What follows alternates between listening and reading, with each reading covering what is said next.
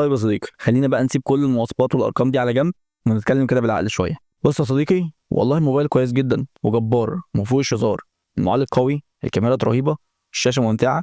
يعني من ناحيه تجربه الاستخدام فهو فعلا واحد من اقوى الموبايلات اللي نزلت من ابل. لكن خليني اكون صريح معاك، السعر مبالغ فيه جدا. ليه؟ لانك لو رحت الصين وجمعت نفس المكونات دي من شركات مختلفه، مش بعيد الموبايل يطلع معاك بنص الثمن تقريبا، ويمكن ارخص كمان. فانت هنا مش بتدفع فلوسك على القطع والمواصفات بس، انت بتدفع على اسم ابل وعلى الايكو سيستم اللي كلنا عارفينه. وبالنسبه ليا في حالتين اتنين بس اللي ممكن اجيب فيهم موبايل بالسعر ده. اول حاله لو مشروعي الخاص محتاج فعلا الجهاز ده عشان اقدر اشتغل عليه بكفاءه واطلع منه فلوس. تاني حاله ان اكون ملياردير مثلا وعندي ثراء فاحش ومش عارف اودي فلوس فين.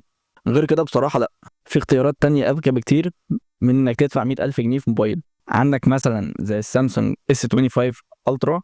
هو اي نعم سعره برضو مش ارخص حاجه لو هتقارنه ما بينه وما بين الابل، لا ممكن يتفوق عليه في شويه حاجات، وخصوصا الاي اي. يعني عندك هو الاي اي بتاع سامسونج تفوق على الابل انتليجنس بتاع ابل، فدي حاجه نشهد له بيها الصراحه. بس كده يا صديقي، دي كانت كل حاجه عن سلسله الايفون 17 الجديده. وهل حد فيكم ممكن يفكر يشتري موبايل ب 100,000 جنيه، ولا شايفين ان في اختيارات تانية اذكى وارخص؟